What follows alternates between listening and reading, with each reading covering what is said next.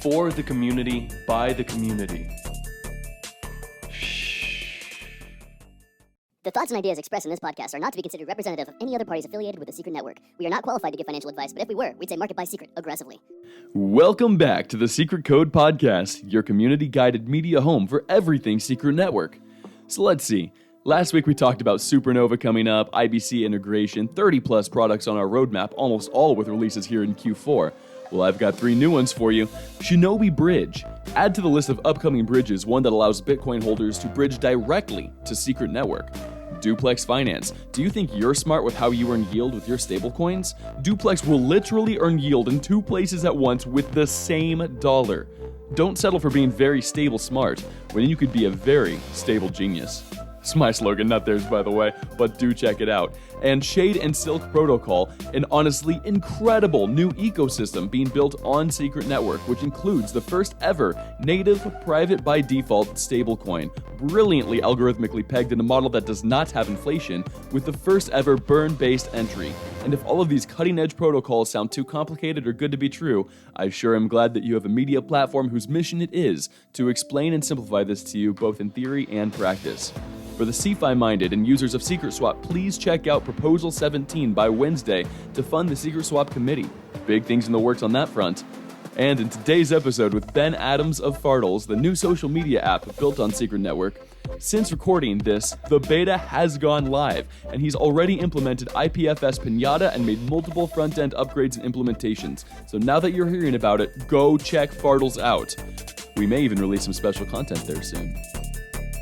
Your input becomes our output. This is the Secret Code. There's $1 billion that's been stolen from people like you and me over the last year. Their investment's very public. Oh, I love it. I love the tech. I love everything about it. We want to change the world.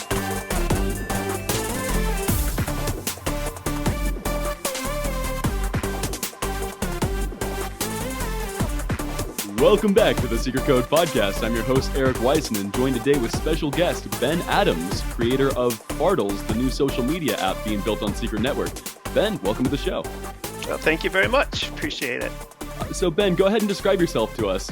I'm sure a lot of the audience actually, they know that you're building Fardels and they've heard of it, but we don't know much about you. We'd love to learn.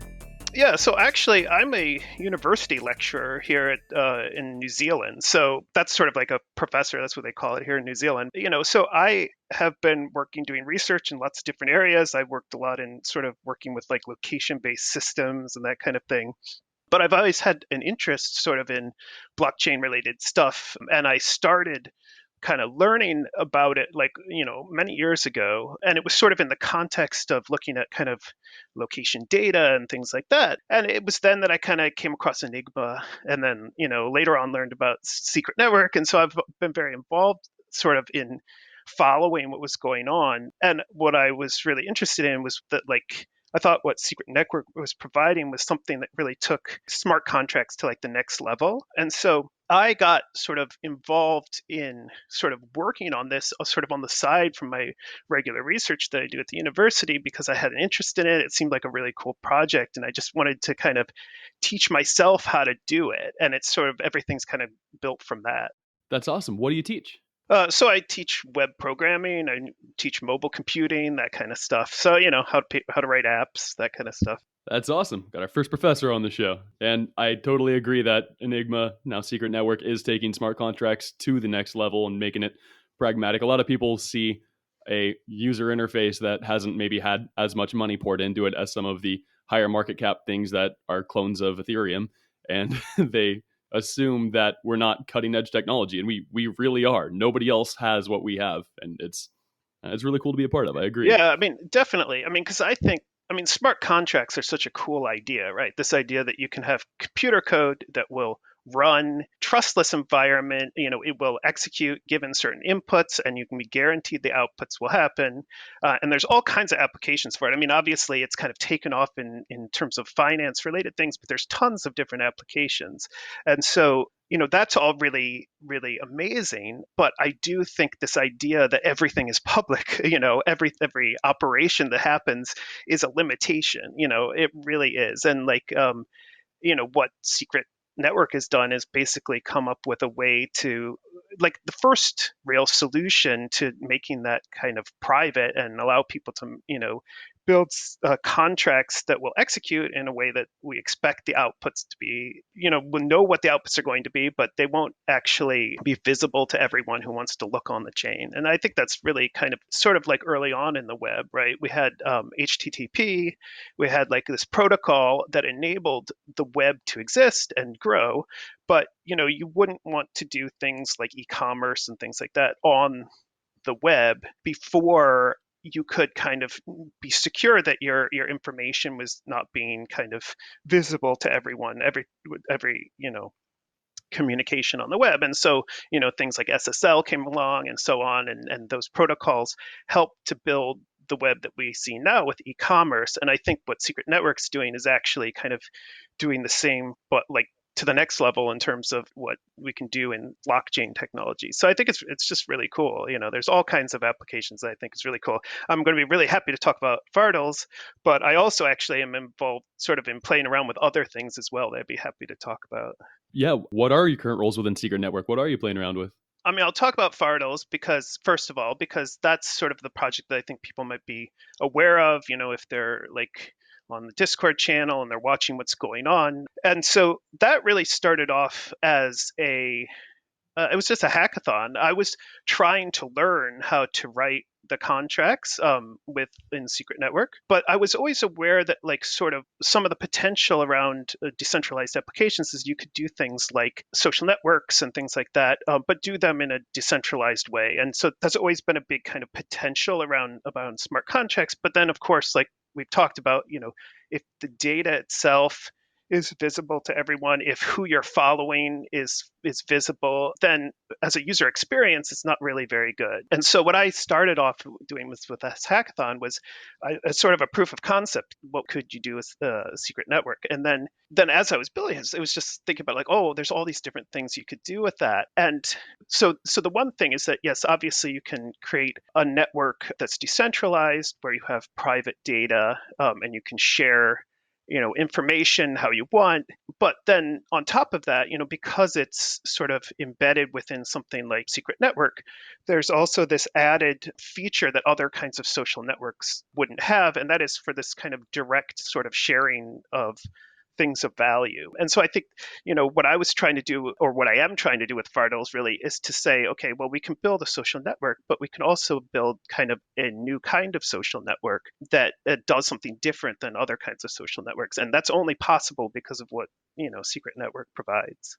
And so maybe to explain a little bit about what Fardels is all about, like the concept is really this idea that we as content creators, we're propping up all the social media companies and things like that in terms of we put content on there, we get followers, and then they sell advertising and that sort of thing. But, for a lot of content creators, what they want to do is they want to be able to like create their content. Maybe it's like art, maybe it's music, it's other sorts of things. Like they want to be able to share this stuff directly with their fans, but they don't necessarily want the social network company to be taking all the money, for all the effort they're doing, just so that they can maybe get like followers and that kind of thing. I mean, what would be nice is sort of a direct kind of connection there. And so what we're trying to do with Fardels is create a kind of network where people can share items that are small value items. So this could be, things like music or maybe design work and that kind of thing. It's not NFTs. I think some people think that that's what it's all about, because actually the idea is not that these are rare things that are of high value. It's more that, if we create the social network around sharing items of low value with other people that they can unpack and get, then sort of through the network effect of the social network, people that are generating good content are going to be actually able to sort of make money off that and directly for what they're creating. And then because it's sort of embedded in a social network, people can obviously rate what they're looking at. They can make comments and that sort of thing. And it's all kind of built inside of using secret networks sort of under the hood. Unpacking a little bit about what you talked about, I love that you're trying to create new ideas. We see a lot in the crypto space. Somebody will come out with a new idea, and then you'll see 5 million different clones of it. Like, oh, well, this is slightly cheaper and slightly better. So now ours, now ours needs to be the big product, but they're not actually creating anything new. And I don't want us to be Hollywood where we just keep recycling the same ideas and not have innovation. Innovation's what started and drove this community, the cryptocurrency as a whole. And I absolutely support that. And I love that we're actually starting to utilize the unique opportunities that are made available within Secret Network. Yeah, definitely. I agree with that. I mean, I'd just say that, like, I mean, I love all the work that's being done sort of around decentralized finance and everything. But for me, my interest is actually in these other kinds of applications. The Web 2 was completely designed to make marketing efficient, and they've done a great job at that. But wouldn't you rather have anything else be made efficient? And I don't think that content creators should specifically have their money coming from how large their audience is. Like, why shouldn't it be based on how involved their audience is? Or what if they create something for a niche audience that is of extraordinary value to them? Like somebody with 2,000 followers that are willing to put money and time and effort into their content should make more money than somebody with 30,000 followers that don't give a crap about them and their work. Yeah, exactly. Yeah. The people that are like really value the content are paying for it. They're willing to sort of pay 1 or 2 secret coin, a small amount, but just that contribute to sort of supporting that person to say, I value the work that you're doing and that kind of thing. Yeah, it's been really hard value capturing for our own podcast. I mean, we were really excited because we moved up to one of the top content creators on OnlyFans when they banned everybody else. But now...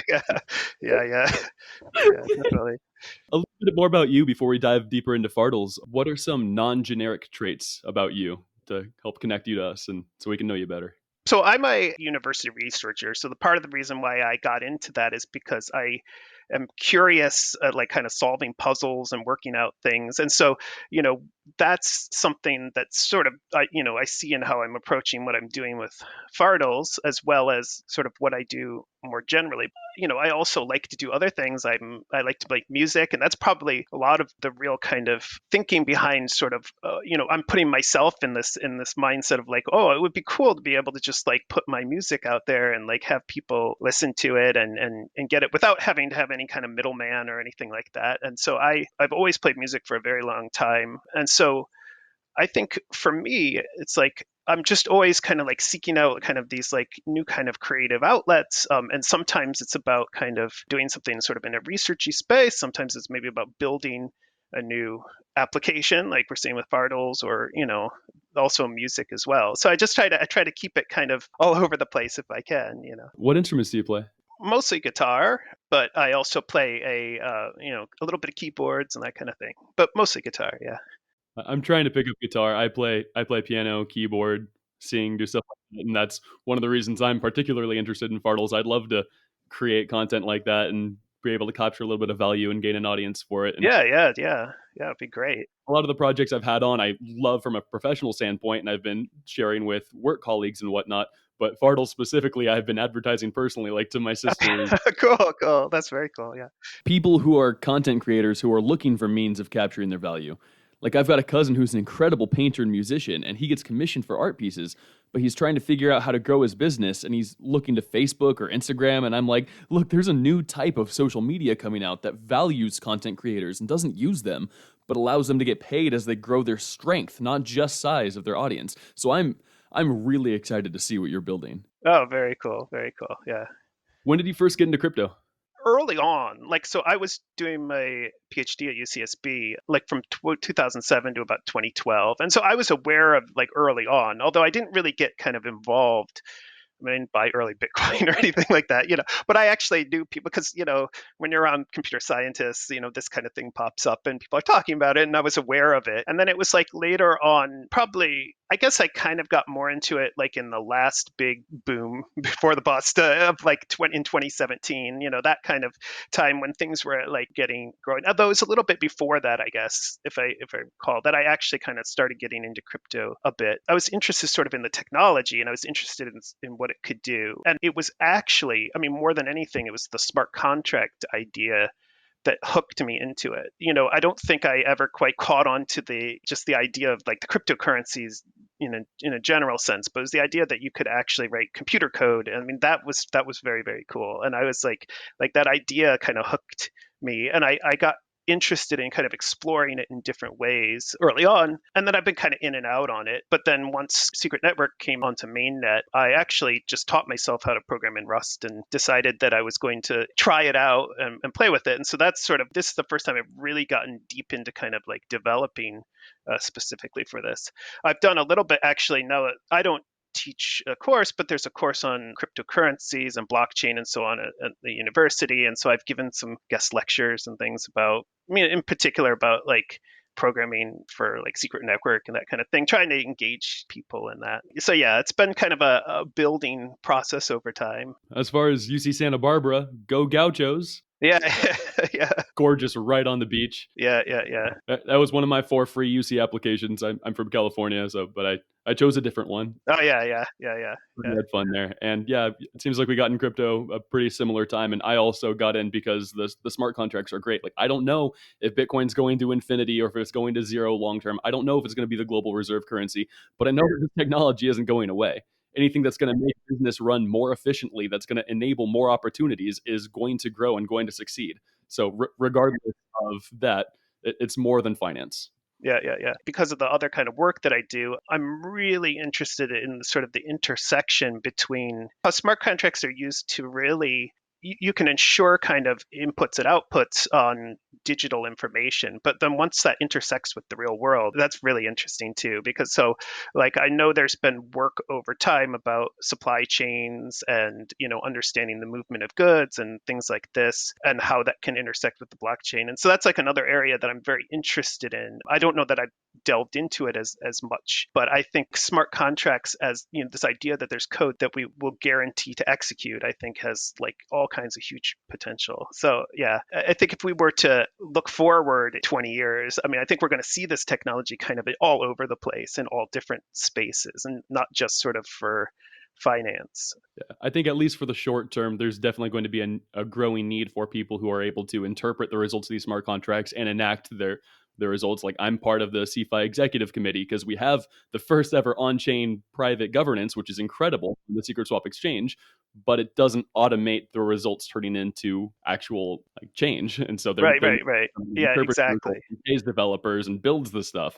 When it comes to supply chain stuff, there's going to need to be somebody who interprets the results. I'm all for smart contracts replacing notaries, but somebody's still going to have to interpret that and make the laws. Real estate is a perfect example of this. I think there's circumstances, right? You're dealing with real world things, land, and then of course there's legal issues, outside of the blockchain. But the question is sort of, how do these things intersect? How does this sort of like code as law intersect with sort of the regulation and how things work sort of in, with these real world entities? And I think that's really, really cool. When I talk about location-based systems, I think about, there's all these things like self-driving cars, whatnot, right, in the future, right, where all these kinds of movement and exchange of data based on the location of objects and people and that sort of thing. How do you do that kind of in a secure way? I think there's all kinds of applications for that. And you're going to have encryption in there. that's the bottom line is like, that's not going to happen. Once you start dealing with people's data, like for example, where people are, like you can't not have encryption involved in that, right? That's, you can't have that available to everybody to see. So let's start diving into Fardels. Yeah. First and foremost, interesting name. What does it mean? Where did it come from? How did you get the idea? So, this was just a working title. So I just, when I said I did that hackathon, and so I was trying to come up with a name real quick. It's a real word. It was maybe from like the 1500s or something like that. And it just meant like a small kind of like bundle of things that you would like carry with you, right? And so I thought it was like a nice metaphor, right? So it's a nice metaphor because it's this idea that I have this kind of unique thing that I'm carrying to the Secret Network, and I get to unpack it for you. And it's sort of like a present or whatnot, that kind of thing. And so as a metaphor, I liked it. And then the nice thing about it is it doesn't seem to be being used anywhere else either. So I was like, okay, I've got a name that like has a little bit of meaning. It's different. And so then it kind of just stuck. And I've just stuck with it since then because nothing else really better has come along.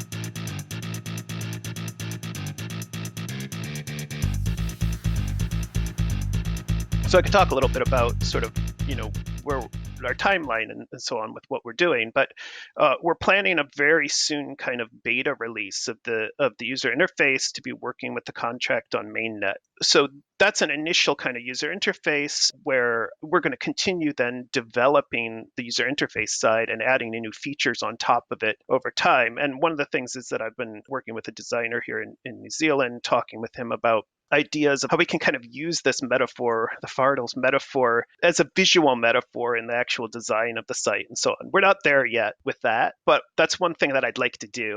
As long as I'm doing this thing, I want it to be kind of fun and interesting, as well as just sort of a functional tool. So that's something that we're working on sort of in a longer term development. We try to take that word and, say, okay, how can we use this as sort of like a visual metaphor for what you're doing with the website? So that's something you could stay tuned for. But in terms of the actual beta release of the interface is happening really soon. By the time you're listening to this podcast, it might actually be out. So sweet. And if so, we'll definitely have a link to it here in the podcast description and on the YouTube description as well. Yeah. So the idea is that it's a social network. You can share these items. And so what are those items? Well, right now, those items will be either a message, right, which is a very kind of simple thing, right? You have this message that you want to unpack, that you would want to pay for. But then also of more interest to people is this idea that you can actually share a file. And so this file could, at this point, could be anything. I mean, it could be an image file, it could be a video file, it could be an audio file. It doesn't really matter. And what happens is when you kind of carry your Fardel, as we, the metaphor, what happens is the file itself gets encrypted and gets put onto IPFS at this point. So it goes onto IPFS as an encrypted file. But the key to decrypt the file will then go on to secret network. So what happens is when you pay to unpack, what happens is you unpack it, and when that happens, you get the contents, which is maybe a message, that's stored on the secret network. But then you also get the key to decrypt the file off of IPFS. So what that means is that you can then view the file, and all the decryption happens in the browser. So what exists on IPFS is an encrypted file. Nobody can decrypt it unless they've got the key, which they get by kind of unpacking it and paying for it. And so once that happens, you can rate it as a thumbs up or thumbs down, or you can comment on it and that sort of thing. And so right now, the system, we're going to be adding features, extending the user interface as we go along. But right now, we show sort of media files directly in the app. So we show like image files or PDFs or audio files you can play directly in the browser, or also video files. So you can play all these things sort of directly in the app, or you can just choose to download the file and then you have it and you can play it however you want. And of course, like there's lots of ideas going forward and where this could go. But I think one of the things that we're hoping to do is actually use this initial kind of beta release as a way to kind of gauge sort of what people want and what kind of use cases they have for it, and try to kind of match the features that we develop against that. What, if anything, do you have to use gas on? So right now, everything is just with Secret Coin. And it all works with the Kepler wallet. So it's just a web app. You would have to run it in Chrome or Brave. I guess Brave will work with Kepler, although it's not officially supported. But the app should work in Brave, right? And so essentially what happens is, say you click to unpack, you will have attached to your Kepler wallet, and then Kepler will pop up with its pop-up to say, do you want to execute this transaction? And then once you do, the response will come back. And then at that point, it gets the content and it will directly connect to an IPFS gateway to download the file. So that's for unpacking. Now, of course, if you want to yourself upload your own files, there's an added step right now, and that because of course it's using IPFS. So the way that IPFS works is it's a distributed network, sort of a peer-to-peer file sharing system. But way it works is you have different nodes, and so you can run a node on your own computer, and so you hook into the network. And so if you pin a file to your own IPFS node, then other people can draw it down off the network. And over time, if it gets shared, then it gets replicated across the network to different machines, other IPFS nodes that are around. So right now, the way that it works, in the first step, we just have implementation for kind of a local IPFS node. So you'd have to install, it's really easy. There's IPFS desktop. You could just install it and it just runs on your computer. And of course, if you're sharing content this way, initially, I think you probably need to make sure that you keep the content there, because if people go to unpack your file, but then you take down your node immediately after sharing it, it might not have replicated, and then they can't access it, and then people are going to be upset and probably write bad comments and that kind of thing. But if people do start to share it, then they have their own nodes, then it starts to get replicated. The encrypted file gets replicated around the network, and then at that point, it sort of persists within the network, right? And then anyone can download it. So if you're carrying your own things, you need to sort of have a little bit of secret coin in your Kepler wallet, and you also will need to kind of have your own IPFS node for pinning. Now, there are pinning services, which are sort of like third-party services that will provide you essentially space on their servers to pin some files. We're planning to integrate with these many different pinning services at this point. And it's possible we might even go the route of supporting that ourselves. But I think the first step is there's a number of really good kind of third-party services for that kind of thing. So that's sort of where we're going with it. But you can also just, if you want to share a message that maybe has a link to a file, you can do that completely without involving IPFS at all. So because the message itself sits on secret network, and that message can be, if you wanted to just share on some link that you have on your own, maybe you have a Dropbox, who knows what, right? It doesn't really matter. Like, it doesn't have to be an encrypted file in IPFS. It could be anything that you write in there. So there's other ways you could work with the system. Do you need to spend gas to upvote or comment? Yeah, you do. So this is something that we have discussed a little bit about different ways to do it. So with the beta, yes, you have to do that because the comments are stored on chain. So essentially, if you want to comment, then you're going to need to do that. We're looking at sort of different ways to kind of incentivize around that. So either perhaps kind of holding a little bit of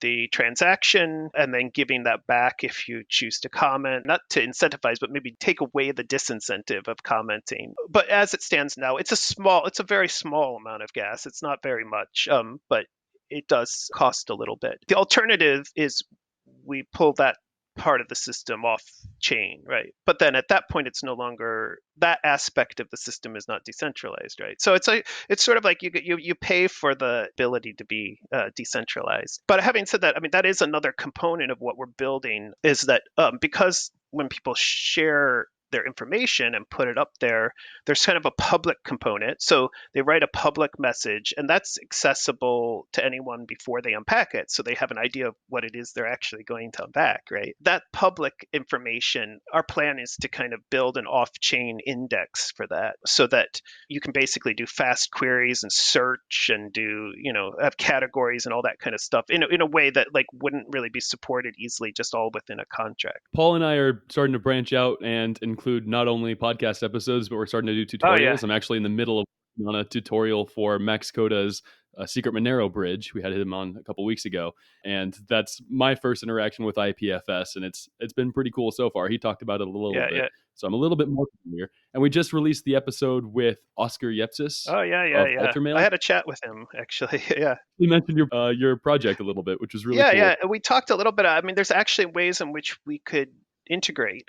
So like, right now, the way that we built it is, you can upvote, you can downvote, you can comment and that kind of thing. But of course, maybe you want to be able to send a direct message to the person who posted it. Maybe, maybe if something's like the link they posted doesn't work and you're like, you want to let them know, you can obviously create a public comment, but maybe you want to be able to direct message them. So Altermail, like they're going to have an API, and when they come out eventually. I'm not sure if it's in the initial release or if it's coming out soon after that. But the idea is that we can integrate and actually use their API to sort of put like a messaging layer on top of what we've built. So that will be really, really cool, I think. And in fact, if they go the direction of, I don't know if Oscar's talked about this, but if say they move beyond even just email to actually storing just files like in sort of like a Dropbox style thing or something like that, then that could also be a way that sort of completely takes IPFS out of the equation in terms of what we build. So the idea is that we're going to kind of build out feature sets that allow us to integrate with different technologies as they become available. Yeah, he mentioned potentially Altermail, Alterpay. I would love to see Alterdrive. Yeah, I think it would be very cool, yeah.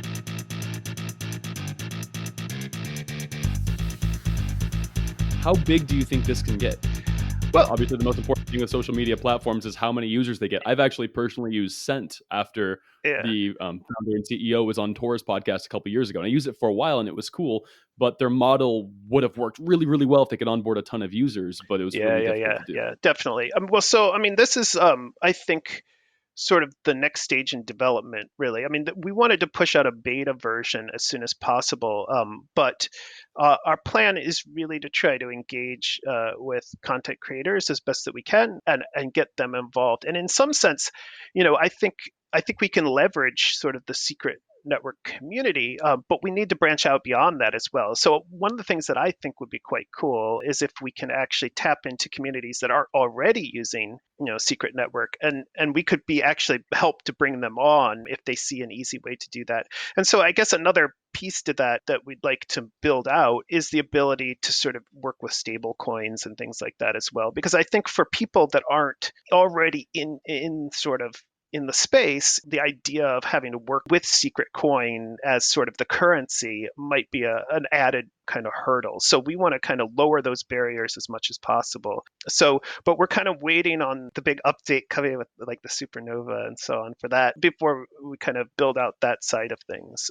And maybe some secret native stablecoins. Yeah, maybe. Yeah, absolutely. It would be a lot easier for people to work with. We could even help people kind of just put in, some fiat coins and get some stable coins and starts to get the base, because there's that barrier to entry, I think, with the technology at this point for a lot of kind of casual users. And so that's what we want to try to do, is try to lower those barriers as much as possible. So the method Altermail is using is they're charging people up front and then they're taking care of all the gas and the wallet stuff behind the scenes. Obviously, you can't do all that with the social media, but would there potentially in the future be a way to avoid how many individual contract interactions that content creators and users would have to go through to maybe make ease of service? Yeah, I think so. I think there's lots of different ways we could go about that. And I think that that's part of what we're trying to do is sort of in this initial beta in terms of gauging sort of the usage and how people start to use it. Because, for example, there's other kind of models we could work into this entirely. So I was thinking a little bit about how, we could share video, for example, right? But I think it would be possible to sort of turn this into more of like a streaming kind of service in certain circumstances, right? So for example, instead of sort of paying for a particular piece of content, you make your content available in a bundle of kind of other things, and then somebody could choose to kind of stream from that kind of collection of content. That's going to require more legwork, I think. That's a lot more in terms of development before we're there yet. But that would allow for completely different models, I guess, where people could essentially do like a subscription into this kind of pool of content, and then when people are using that, then it gets kind of automatically funneled out to the content creators. I think that would be super cool. Yeah. Would it be possible to share live streams? Conceivably, yes, absolutely. I'd have to dig into it a little bit because I don't know that something like IPFS as a technology. I have actually explored this a little bit, in terms of there are people working on doing live streaming with that kind of technology, but there's other kinds of ways in which we could do it. I think I'm kind of watching the space of what Altermail does in this space, because I know that right now most of their data, they're encrypting it, obviously, but they're starting in a bit more of a centralized way with the idea that they would move more decentralized, with the data, and sort of seeing where they're going with this, and if we could piggyback on that, that would be really, really great. But yeah, there's no kind of limitation, I guess, to doing that apart from development time and kind of the willpower to do it. It's definitely possible. I love collaboration within the ecosystem, and the more everybody builds together, the more they can grow. So that's awesome. Yeah, definitely. Yeah. So you mentioned there aren't NFTs. Will there be the ability to share or create NFTs and Fardels in the future? Possibly. Part of what I was trying to do was to create kind of something different, that was a little bit unique. And, one of the things that I wanted to do, the whole model is not one of scarcity, right? It's one of somebody creating content that lots of people want. And it's sort of like based on the value of of how many people like the content, that's what you're getting. So the individual item is not expensive, but you make your money maybe on sort of how good the content is, because like lots of people choose to buy it, right? Whereas NFTs is a completely different model, right? It's like it's about sort of the scarcity of the item.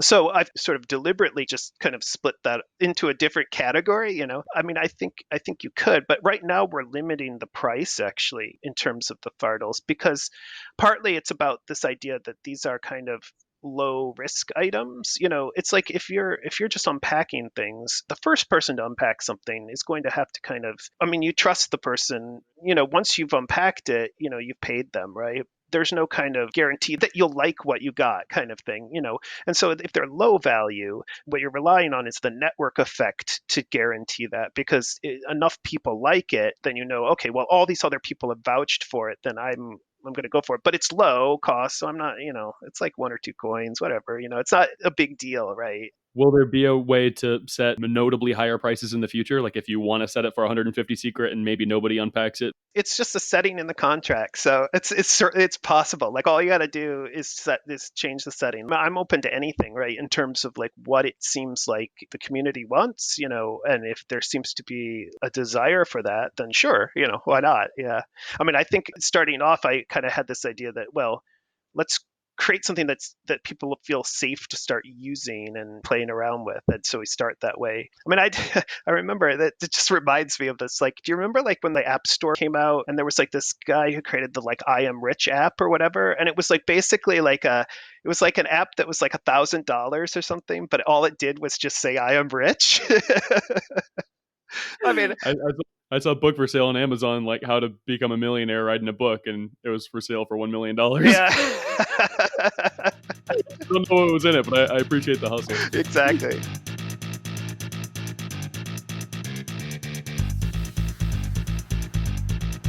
More about the liability issues. Yeah. Will adult content be welcome? And if it isn't, how would that even be known? In the sense of, like a terms of use kind of thing. I mean, I'm of the perspective, I don't really care so much about that. But of course, I'm not really keen on like illegal content, which is an issue. And so I was putting like a terms of use that kind of says, well, you own what you put up there and you take responsibility for what you do. And to be honest, like all the data, it's not kind of like part of the app, right? I mean, the data exists on networks, other networks. And I wouldn't have control on that. It's like if people want to share things on IPFS, they've got their own node and they're sharing it on their own computer and they're kind of liable for that.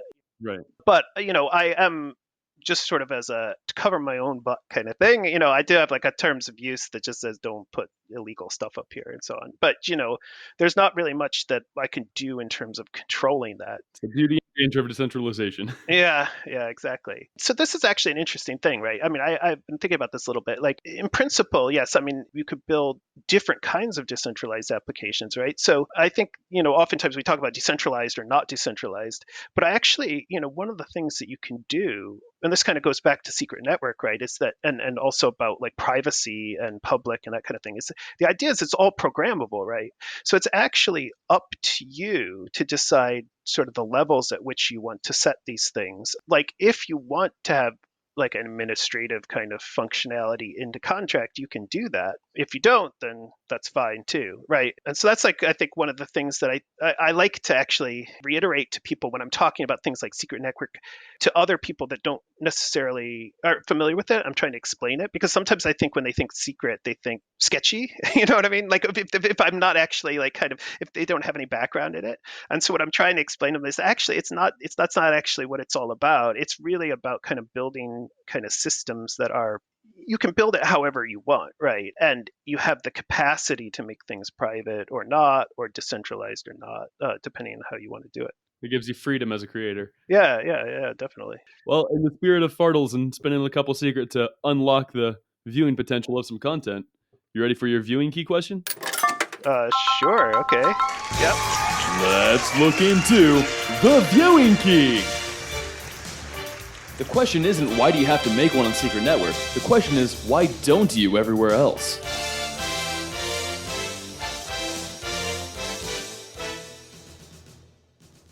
How much money does one get when they reach the level of secret agent, the final level of the secret agent program? Is it A, 20 secret, B, $20 worth of secret, C, 50 secret, or D, $150 worth of secret?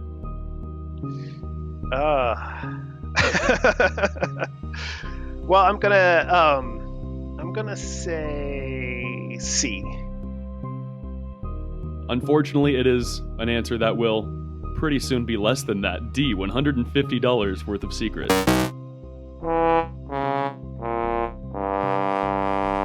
Wow, really? Wow, okay. That's great. Yeah. I was an ambassador back when they had the Enigma ambassador program, but I kind of neglected once they started the secret agent program, even though I've really been doing all the stuff for it. So I finally started reporting it, and I'm working my way up. Oh, right. Oh, very cool. Very cool. Yeah, I think I'm actually officially like a secret agent, although I just got started developing. So I was like, I'm just going to build things and then, Fair enough. Yeah. Yeah. It's all about that extrinsic motivation, though, because eventually we're going to get secret agent NFTs, and I've got to have one of those. Oh, that'd be cool. That'd be very cool. Oh, so that's actually another thing I wanted to mention real briefly, maybe about like with Fardels. So once we go into beta, we're going to generate a few kind of NFTs, secret NFTs, sort of for milestones. So like the first Fardel that gets like a certain number of likes and that kind of thing. So yeah, we're gonna try to another way we're trying to hook in with the rest of the community. I'm gonna win all of them. we will actively be using this platform. We'll see what we can do. Like, do you have any ideas of ways to incentivize like our podcast growth through it? Like, how could we monetize our podcast or any of the platforms we do? Maybe like behind the scenes. If I could live stream the episode and sell it, like, is there access control to limit how many people can unlock something? Yeah, you can set a number of unpacks. So you can say like only 10 people can do it or something like that. So it's not NFTs, but you can have the similar access control. Yep, that's just something you set as a feature. So there's a couple of different features you can do. You can set the number of unpacks that are allowed. That's called like a countable Fardel. You can set like an automatic sealing time. So like after a certain time, it's sealed and no one else can unpack it. That's cool. Yeah, I'm gonna set it for 150 secret for people to watch our live interviews. All right. Yeah, sounds good. Yeah.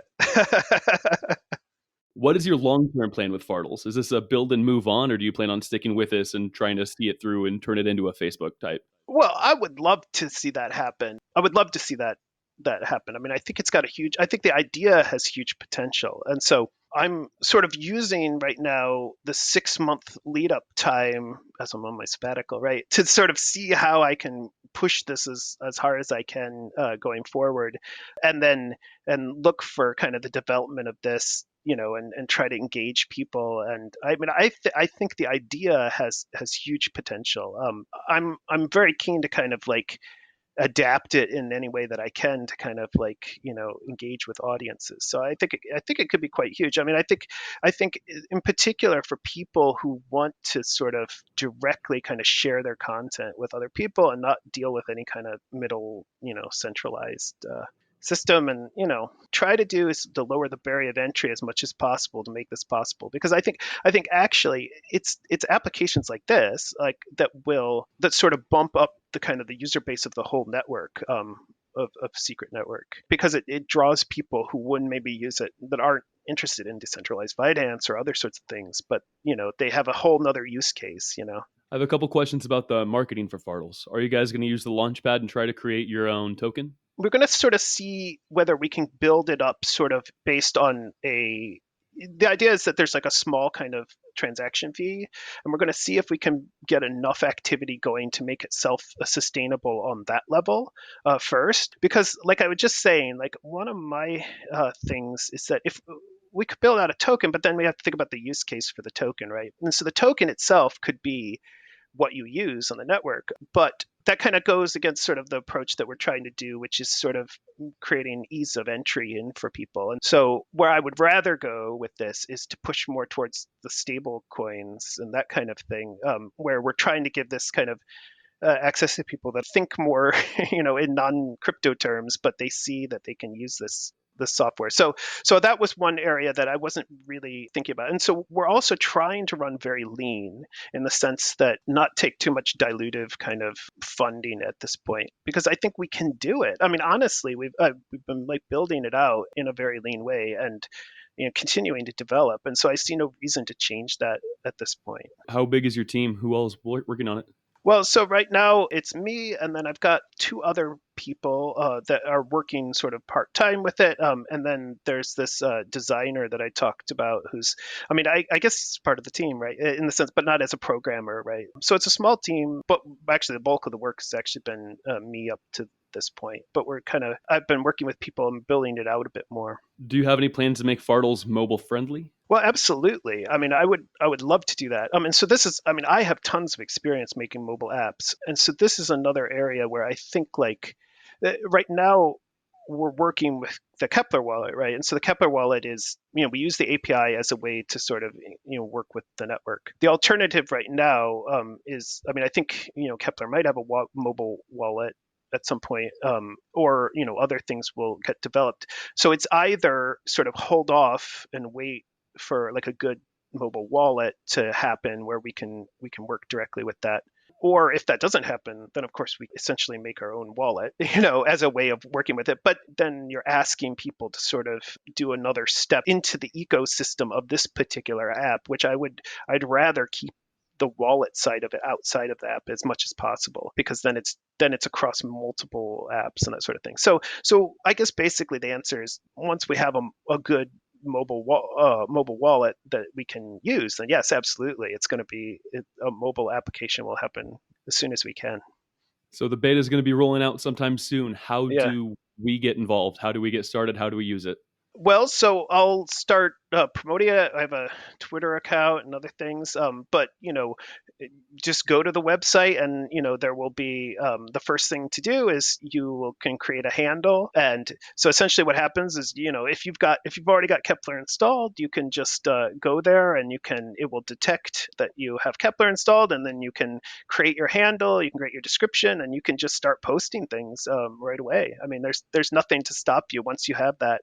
And then, like I said, if you want to start sharing files, the step will be to use IPFS, and I've written up some instructions on how to do that already on the website. But I'd love to have the community also engage in that, because I think one of the great things about Secret Network, right, is it has this really active community. And so like if people go through the experience, as users, and they want to like kind of help to kind of talk about their experience, and by all means, I think that would be great. So we're going to reach out to the community first, get these early adopters using the system, and get the feedback, and then start like building it out from there.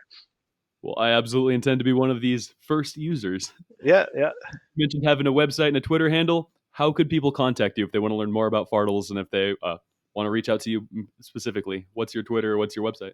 Right now, the website is just fardels.network.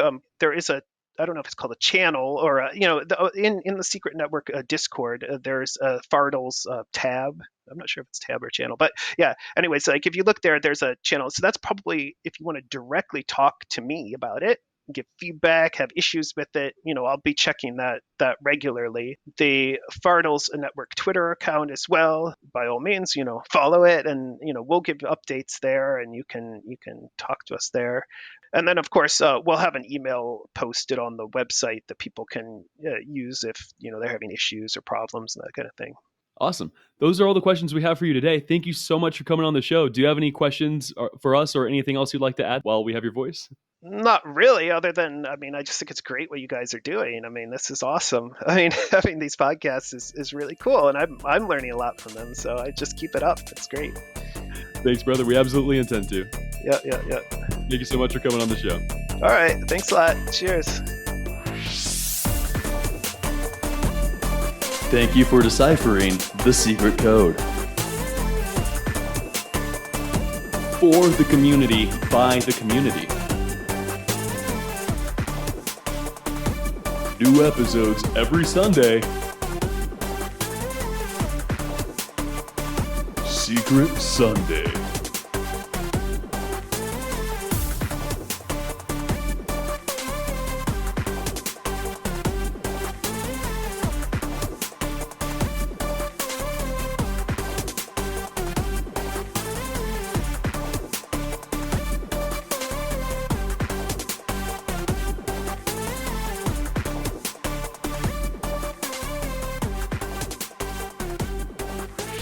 What up, my favorite people? Those of you who listen to the outro or are too busy slapping babies in the backseat of your car while holding a Big Mac to close the app, either way, I want you and only you to know that we're about to release our first video episode as a Fardel.